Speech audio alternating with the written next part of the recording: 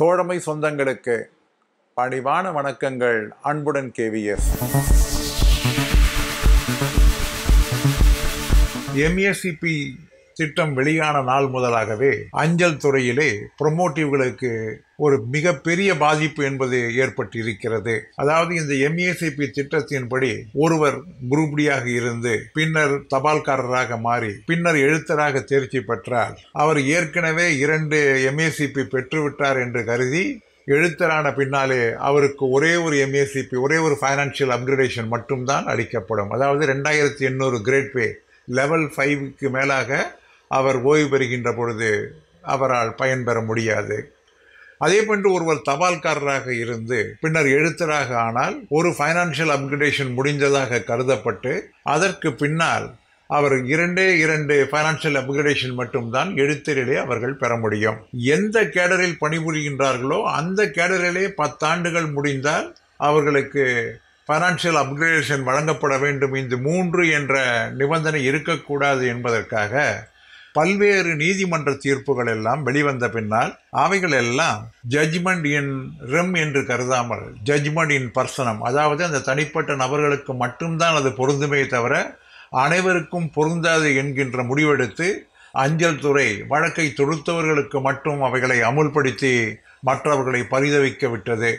நாமும் கூட நினைத்தோம், இது ஓரளவிற்கு இந்த பிரச்சனையானது இப்படியே முடிந்து போய்விட்டதே என்கின்ற வேதனையுடன் இருந்த நேரத்திலே சமீபத்திலே ஒரு மின்னல் கீற்றானது நம்முடைய கண்ணிலே பட்டது. அதாவது திரு எம் சண்முகம் என்பவர் எம்பி, ராஜ்யசபாவிலே உறுப்பினராக இருக்கின்றவர். அவர் நம்முடைய இலாக்காவினுடைய துறை அமைச்சருக்கு 3/9/2024 அன்று ஒரு கடிதம் எழுதுகிறார். அதாவது எம்ஏசிபி என்பது 10 ஆண்டுகள் சேவை முடிந்தவருக்கு வழங்கப்பட வேண்டும் என்கின்ற கோரிக்கையை எழுப்புகின்றார்.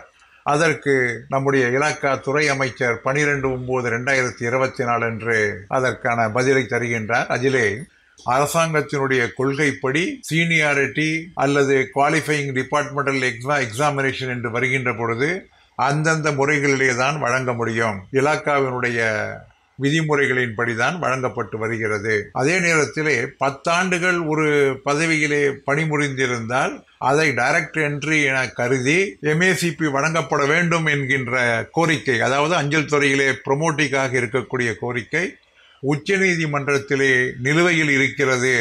அதனுடைய தீர்ப்பு வந்தால்தான் அதை பற்றி முடிவெடுக்க முடியும் என்று சொல்லியிருக்கின்றார்கள். இதை பார்த்தவுடன் உடனடியாக நமக்கு தோன்றியது, நம்முடைய தொழிற்சங்க மேலிடங்கள் இந்த வழக்கிலே தன்னையும் ஈடுபடுத்திக் கொள்ள வேண்டும். அதற்குள்ளாக இம்ப்ளீட் ஆகி தேவையான ஜஸ்டிபிகேஷன் அனைத்தையும் சொல்லி கண்டிப்பாக இந்த வழக்கிலே வெற்றி பெற வேண்டும். இவ்வாறு வெற்றி பெற்றால்தான் இது அனைவருக்கும் பொருந்தக்கூடிய அளவிற்கு ஒரு பயனுள்ளதாக அமையும். நிச்சயமாக தொழிற்சங்கங்கள் இதை கையிலே எடுத்து இந்த வழக்கிலே தன்னை ஈடுபடுத்திக் கொள்ள வேண்டும் என்கின்ற ஒரு வேண்டுகோளை அவர்களுடன் வைக்கின்றேன். என்ன நண்பர்களே, மீண்டும் சந்திப்போமா? அன்புடன் கேவிஎஸ்.